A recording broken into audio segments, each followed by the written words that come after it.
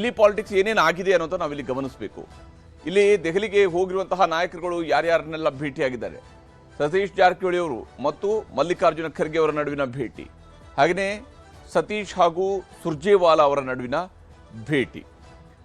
ಇನ್ನು ಮಹದೇವಪ್ಪ ಹಾಗೂ ಖರ್ಗೆ ಅವರ ಭೇಟಿ ಆಗಲೂ ಕೂಡ ಸತೀಶ್ ಜಾರಕಿಹೊಳಿ ಅವರು ಜೊತೆಯಲ್ಲೇ ಇದ್ರು. ಇನ್ನು ಮಹದೇವಪ್ಪ ಅವರು ಪ್ರತ್ಯೇಕವಾಗಿ ರಣದೀಪ್ ಸಿಂಗ್ ಸುರ್ಜೇವಾಲಾ ಅವ್ರನ್ನ ಭೇಟಿಯಾಗಿದ್ದಾರೆ. ಇದರ ಜೊತೆಗೇನೆ ಇನ್ನೂ ಒಬ್ಬರು ಸಚಿವರು ಹೋಗಿದ್ದಾರೆ, KH ಮುನಿಯಪ್ಪ ಅವರು ಮಲ್ಲಿಕಾರ್ಜುನ ಖರ್ಗೆ ಅವ್ರನ್ನ ಭೇಟಿಯಾಗಿದ್ದಾರೆ. ಹಾಗೆಯೇ KH ಮುನಿಯಪ್ಪ ಅವರು KC ವೇಣುಗೋಪಾಲ್ ಅವರು ಕೂಡ ಭೇಟಿಯಾಗಿದ್ದಾರೆ. ಇವರೆಲ್ಲ ಹೋಗ್ತಾ ಇರುವಂತಹದ್ದು ರಾಜ್ಯ ರಾಜಕಾರಣಕ್ಕೆ ಸಂಬಂಧಪಟ್ಟಂತು. ಒಂದು ಸಹಜವಾಗಿಯೇ ಈಗಾಗಲೇ SC ಒಳ ಮೀಸಲಾತಿ ಏನು ಹಂಚಿಕೆ ಮಾಡಿರೋದ್ರಿಂದಾಗಿ ಆ ವಿಚಾರವನ್ನು ಕೂಡ ಹೈಕಮಾಂಡ್ ನಾಯಕರುಗಳಿಗೆ ಮನವರಿಕೆ ಮಾಡಿಕೊಡುವ ಮತ್ತು ಅವ್ರನ್ನ ಅಭಿನಂದಿಸುವಂತಹ, ನಮ್ಮ ಪಕ್ಷ ಈ ರೀತಿಯಂಥ ಕ್ರಮವನ್ನು ಕೈಗೊಂಡಿದೆ, ನಿಮ್ಮ ನಾಯಕತ್ವದಲ್ಲಿ ಆಗಿದೆ ಅಂತೇಳಿ ಒಂದು ಹೂಗುಚ್ಛ ಕೊಟ್ಟು ಖರ್ಗೆ ಅವ್ರನ್ನ ಅಭಿನಂದಿಸುವಂಥ ಕೆಲಸ ಇರ್ಬೋದು, ವೇಣುಗೋಪಾಲ್ ಅವ್ರನ್ನ ಇರ್ಬೋದು, ಹಾಗೆಯೇ ಸುರ್ಜೇವಾಲಾ ಅವ್ರನ್ನ ಇರ್ಬೋದು, ಇವುಗಳನ್ನು ಅಭಿನಂದಿಸುವಂಥ ಕೆಲಸವನ್ನು ಕೂಡ ಮಾಡಿಕೊಂಡು ಬರ್ತಾ ಇದ್ದಾರೆ. ಒಳ ಮೀಸಲಾತಿಗೆ ಸಂಬಂಧಪಟ್ಟಂಥ ವಿಚಾರಗಳನ್ನು ಕೂಡ ಪ್ರಸ್ತಾಪ ಮಾಡ್ತಾರೆ ಅಲ್ಲಿ. ಆದರೆ ಅದೆಲ್ಲಕ್ಕಿಂತ ಹೆಚ್ಚು ಚರ್ಚೆ ಆಗ್ತಾ ಇರುವಂಥದ್ದು ರಾಜ್ಯ ರಾಜಕಾರಣದ ಗೊಂದಲಗಳು.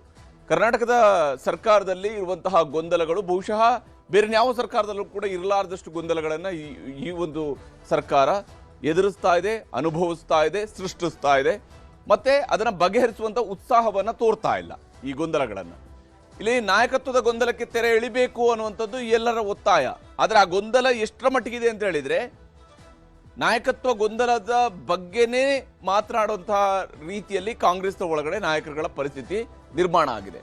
ಸಂಪುಟ ಪುನಾರಚನೆ ಆಗಬೇಕು, ಈ ನಿಟ್ಟಿನಲ್ಲೂ ಕೂಡ ಒತ್ತಡ ಹೇರುವ ಪ್ರಯತ್ನಗಳು ನಡೀತಾ ಇದ್ದಾವೆ.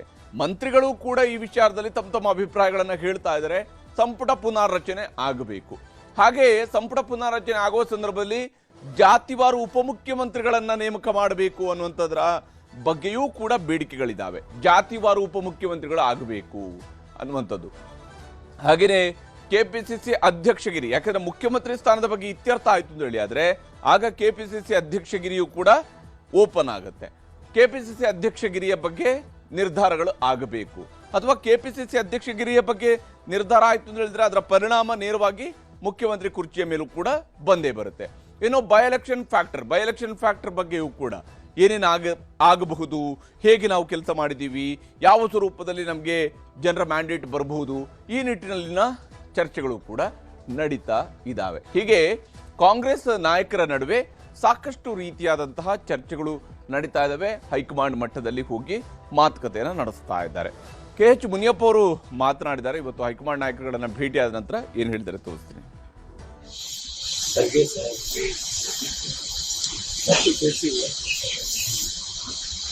ಬಹುತೇಕ ಈ ಚುನಾವಣೆ ಫಲಿತಾಂಶಗಳನ್ನು ಸೆಟ್ಲ್ ಹಾಕಿ ಅದಾದ ತಕ್ಷಣ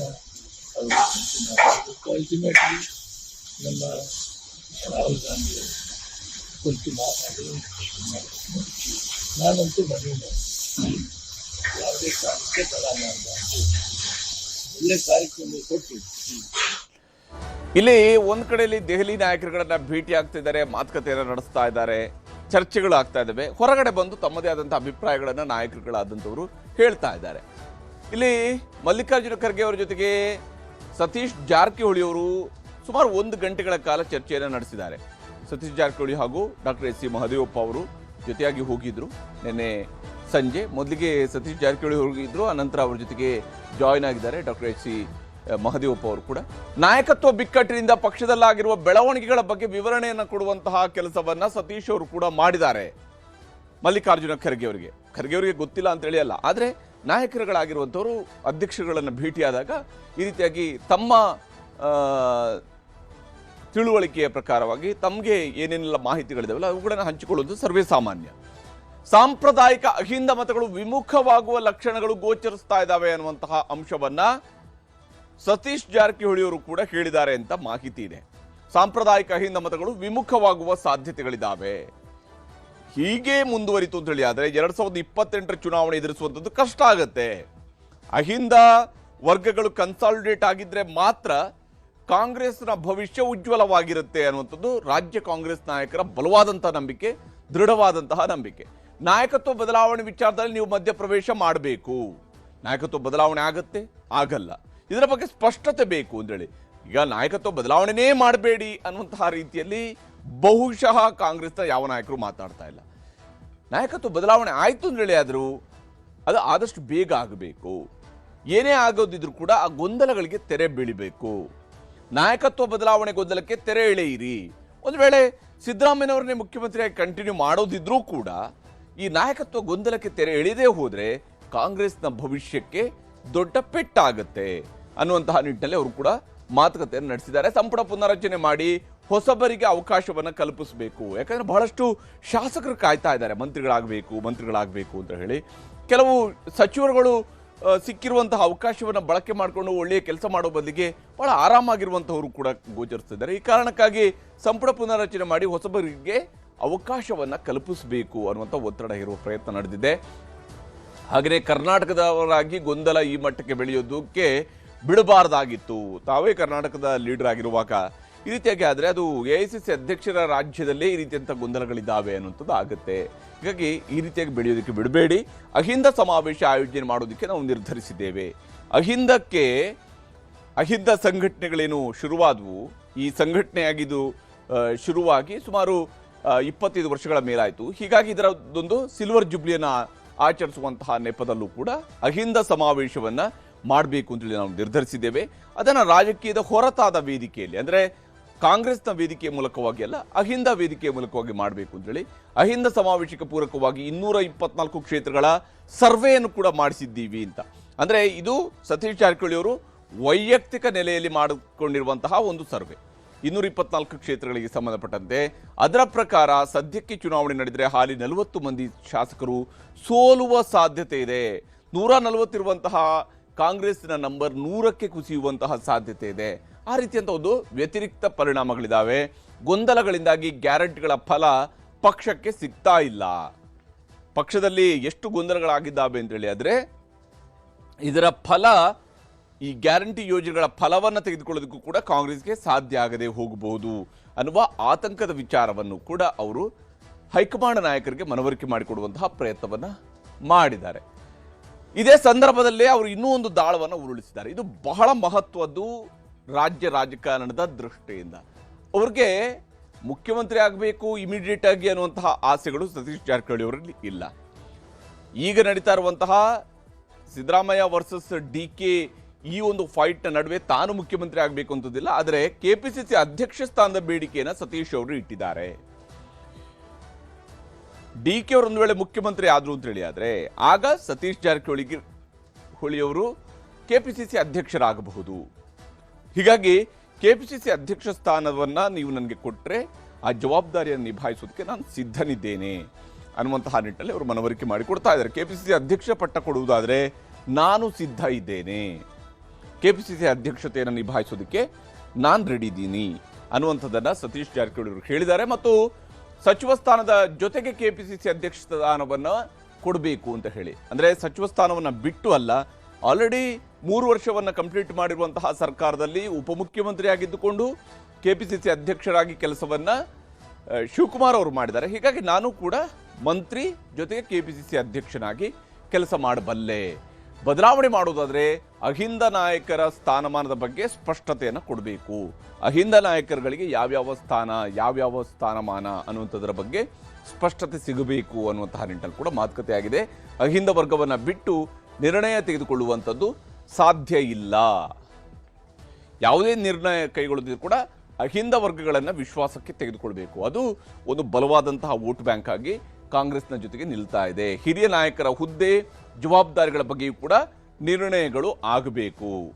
ಹಿರಿಯ ನಾಯಕರುಗಳಿಗೆ ಏನೇನು ಹುದ್ದೆ, ಏನೇನು ಜವಾಬ್ದಾರಿ, ಯಾರಿಗೆ ಪಕ್ಷದ ಕೆಲಸ, ಯಾರಿಗೆ ಸರ್ಕಾರದ ಕೆಲಸ, ಯಾರು ಮಂತ್ರಿ, ಈ ಎಲ್ಲ ವಿಚಾರಗಳ ಬಗ್ಗೆಯೂ ಕೂಡ ನಿರ್ಣಯಗಳು ಆಗಬೇಕು ಅಂತ ಹೇಳುವಂಥದ್ದು ಸತೀಶ್ ಜಾರಕಿಹೊಳಿ ಅವರು ಇಲ್ಲಿ ಮುಂದಿಟ್ಟಿರುವಂತಹ ಒಂದು ಬೇಡಿಕೆ ಅನ್ನುವ ಮಾಹಿತಿ ಇದೆ. ಗೃಹ ಸಚಿವರಾಗಿರುವಂತಹ ಡಾಕ್ಟರ್ G. ಪರಮೇಶ್ವರ್ ಅವರು ನಾಯಕರುಗಳ ಹೈಕಮಾಂಡ್ ಭೇಟಿಯ ಬಗ್ಗೆ ಪ್ರತಿಕ್ರಿಯಿಸಿದ್ದಾರೆ, ತೋರಿಸ್ತೀನಿ. ಜನಾಭಿಪ್ರಾಯ ಅವರವರ ಪ್ರೀತಿ ವಿಶ್ವಾಸಕ್ಕೆ ಅವ್ರು ಮಾತಾಡ್ತಾರೆ. ಆದರೆ ನಮ್ಮ ಕಾಂಗ್ರೆಸ್ ಪಕ್ಷದಲ್ಲಿ ಹೈಕಮಾಂಡ್ನವರು ಅದೆಲ್ಲವನ್ನು ಗಮನಿಸಿ ತೀರ್ಮಾನ ತಗೊಳ್ತಾರೆ. ಡಿ ಕೆ ಶಿವಕುಮಾರ್ ಅಭಿಮಾನಿಗಳು ಅವರೆಲ್ಲ ಬರ್ಡೇ ಗಿಫ್ಟ್ಗೆ ಕಾಯ್ತಾ ಇದ್ದಾರೆ. ಅಚ್ಚರಿಯ ಗಿಫ್ಟ್ ಸಿಗ್ಬೋದಾ ಹೈಕಮಾಂಡ್ ಸರ್? ಅದೇ ಹೇಳಿದ್ನಲ್ಲ, ಹೈಕಮಾಂಡ್ನವರು ತೀರ್ಮಾನ ಮಾಡಿದ್ರೆ ಆ ತೀರ್ಮಾನ ನಾವೆಲ್ಲ ಒಪ್ಕೊಳ್ತೀವಲ್ಲ. ಇಲ್ಲಿ ಈಗಾಗಲೇ ನಡೀತಾ ಇರುವಂತಹ ಬೆಳವಣಿಗೆಗಳನ್ನು ನಾವು ನೋಡ್ತಾ ಇದ್ವಿ. ಇದರ ನಡುವೆನೇ KN ರಾಜಣ್ಣ ಅವರು ಒಂದು ಮಹತ್ವದ ವಿಚಾರವನ್ನು ಮಾತನಾಡಿದ್ದಾರೆ. ದೆಹಲಿ ಪರ್ವದ ಸಂದರ್ಭದಲ್ಲಿ ಅವರು ಹೇಳಿರುವಂತಹ ಮಾತು ಬಹಳ ಮುಖ್ಯವಾಗಿದೆ. ರಾಜ್ಯದಲ್ಲಿ ಸರ್ಕಾರ ಇದೆ, ಇನ್ನೂ ಕ್ರಿಯಾಶೀಲವಾಗಿ ಕೆಲಸ ಮಾಡಬೇಕು ಅನ್ನೋ ದೃಷ್ಟಿಯಿಂದ ಅವರು ಹೈಕಮಾಂಡ್ನಲ್ಲಿ ಏನಿಗೆ ಗೊಂದಲ ಇದೆ, ಗೊಂದಲನ ನಿವಾರಣೆ ಜಾಗ್ರತೆ ಮಾಡಿದಷ್ಟು ಪಕ್ಷಕ್ಕೆ ಮತ್ತು ರಾಜ್ಯ ಜನರಿಗೆ ಒಳ್ಳೆಯದು ಅಂತಕ್ಕಂಥ ಭಾವನೆ ಮೊದಲಿಂದನೂ ಅವರು ವ್ಯಕ್ತಪಡಿಸಿದ್ದಾರೆ, ನಾನು ವ್ಯಕ್ತಪಡಿಸ್ತೀನಿ. ಮತ್ತೊಮ್ಮೆ ಅಲ್ಲಿ ಹೈಕಮಾಂಡ್ ನಮ್ಮ ಮುಖಂಡರುಗಳಿಗೆ ಮನವರಿಕೆ ಮಾಡಲಿಕ್ಕೆ ಹೋಗಿದ್ದಾರೆ. ಅದರಲ್ಲಿ ತಪ್ಪೇನಿಲ್ಲ, ಅದು ನಾನು ಸ್ವಾಗತವನ್ನು ಕೂಡ ಮಾಡ್ತೇನೆ. ನಾನು ಮತ್ತೊಮ್ಮೆ ಒತ್ತಾಯ ಮಾಡ್ತೀನಿ, ಏನು ಹೈಕಮಾಂಡ್ ಏನಿದೆ ಇಲ್ಲಿ ಈ ರೀತಿಯ ಗೊಂದಲ ಮುಂದುವರಿಯಲಿಕ್ಕೆ ಅವಕಾಶ ಕೊಡಬಾರ್ದು. ಎಷ್ಟು ದಿವಸ ಗೊಂದಲ ಮುಂದುವರಿಯುತ್ತೆ, it is very detrimental for the party as well as the governance.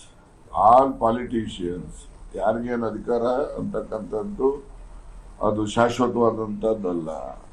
ಅಧಿಕಾರ ಕಳ್ಕೊಂಡವರು ಗಳಿಸ್ತಾರೆ, ಗಳಿಸಿರ್ತಕ್ಕಂಥವ್ರು ಉಳಿಸ್ಕೊಂಡು ಹೋಗೋದಕ್ಕೆ ಪ್ರಯತ್ನ ಮಾಡ್ತಾರೆ. ಇದೆಲ್ಲ ಪ್ರಕ್ರಿಯೆ ನಿರಂತರವಾಗಿ ನಡೆಯುವಂಥದ್ದು. ಅವರು ಚೀಫ್ ಮಿನಿಸ್ಟರ್ ಮನಸ್ಥಿತಿ, ಹೈಕಮಾಂಡ್ಸ್ ಏನು ರಾಹುಲ್ ಗಾಂಧಿ ಅವರು ಏನು ನಿರ್ದೇಶನ ಕೊಡ್ತಾರೆ, ನಿರ್ದೇಶನದಂತೆ ಅಧಿಕಾರ ತ್ಯಾಗ ಮಾಡೋಕ್ಕೂ ಸಿದ್ಧ ಇದ್ದಾರೆ, ಮತ್ತೆ ಅಧಿಕಾರದಲ್ಲಿ ಮುಂದುವರಿಯೋಕ್ಕೂ ಸಿದ್ಧ ಇದೆ. ಅವ್ರ ತೀರ್ಮಾನದಂತೆ ಹೋಗ್ತಾರೆ. ಅವರು chief minister is in the open mind.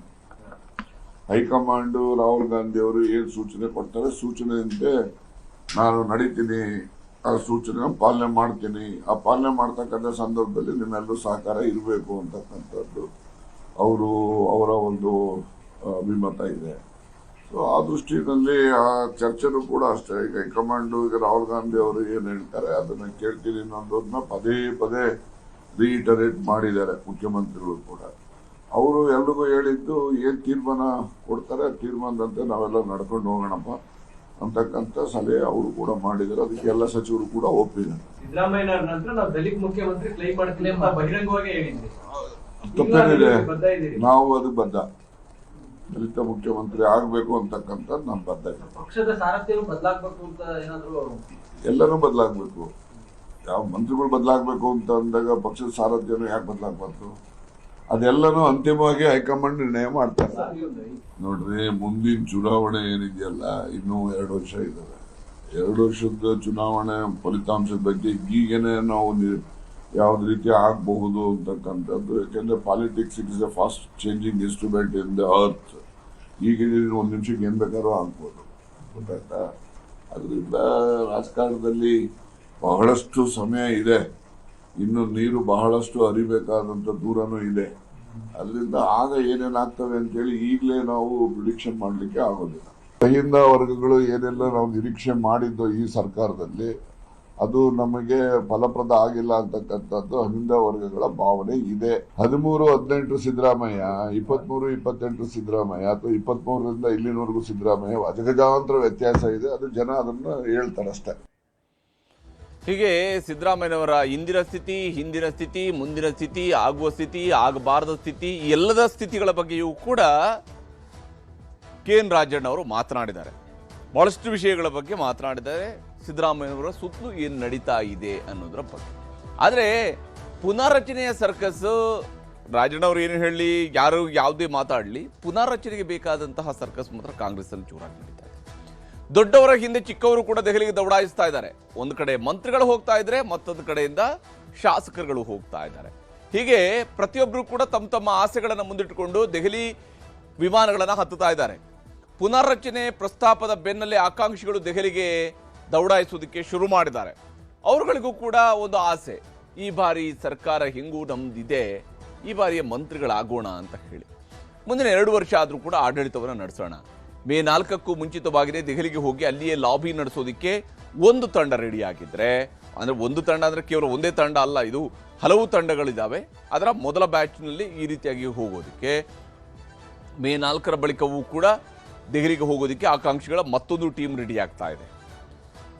May 4ರ ನಂತರ ಹೋಗೋದಕ್ಕೆ. ಅದರಲ್ಲಿ ಹಿರಿಯ ಶಾಸಕರದ್ದು ಒಂದು ಟೀಮ್ ಹೋಗ್ಬೋದು, ಕಿರಿಯ ಶಾಸಕರದ್ದು ಒಂದು ಟೀಮ್ ಹೋಗ್ಬೋದು, ಜಾತಿವಾರು ಟೀಮ್ಗಳು ಹೋಗ್ಬೋದು.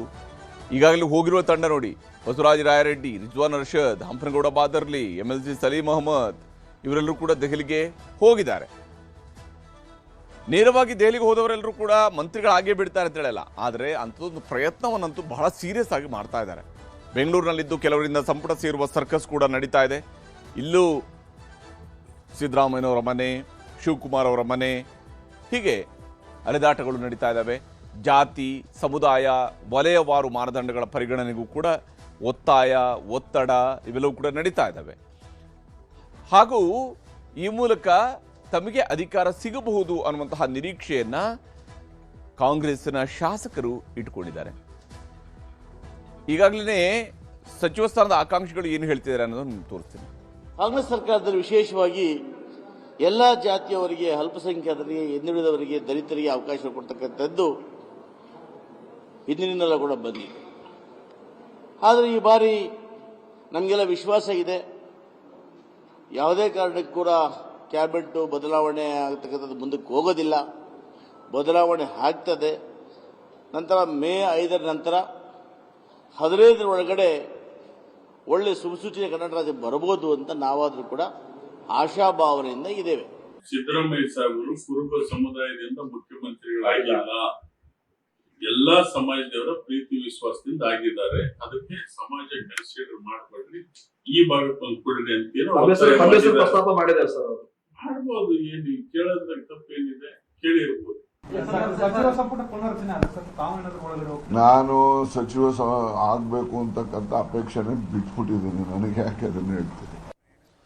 ಹೀಗೆ ಒಬ್ಬೊಬ್ಬರು ಒಂದೊಂದು ರೀತಿಯಲ್ಲಿ ತಮ್ಮ ತಮ್ಮ ಅಭಿಪ್ರಾಯಗಳನ್ನ ಮುನ್ನೆಲೆಗೆ ತರ್ತಾ ಇದ್ದಾರೆ. ಆದರೆ ದೆಹಲಿ ಪರ್ವದಲ್ಲಿ ಯಾರಿಗೆ ಲಾಭ ಆಗುತ್ತೆ, ಯಾರಿಗೆ ಅಧಿಕಾರದ ಸೂತ್ರ ಸಿಗುತ್ತೆ, ಇದನ್ನು ಬಹಳ ಕುತೂಹಲದಿಂದ ನೋಡಬೇಕಾಗಿದೆ. ಇದರ ನಡುವೆನೇ ಮೇ 15ಕ್ಕೆ fix DK CM guarantee.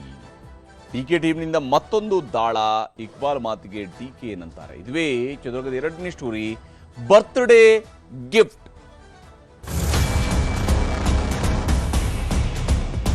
DK Shivakumar ಅವ್ರಿಗೆ ಅಧಿಕಾರ ಸಿಕ್ಕಬೇಕು. ಮೇ 15ಕ್ಕೆ ಕೊಡ್ತಾ ಇದೆ, ಸಂತೋಷ ಸಿಗುತ್ತೆ ಅಂತ ನಾನು ಬಹಳಷ್ಟು ಆಶಾಭಾವನೆ. ರಾಜಕಾರಣದಲ್ಲಿ ಒಂದು ಬದಲಾವಣೆ ಆಗಲಿ ಅಂತ ನಾವೆಲ್ಲ ಬಯಸಿದ್ದೀವಿ.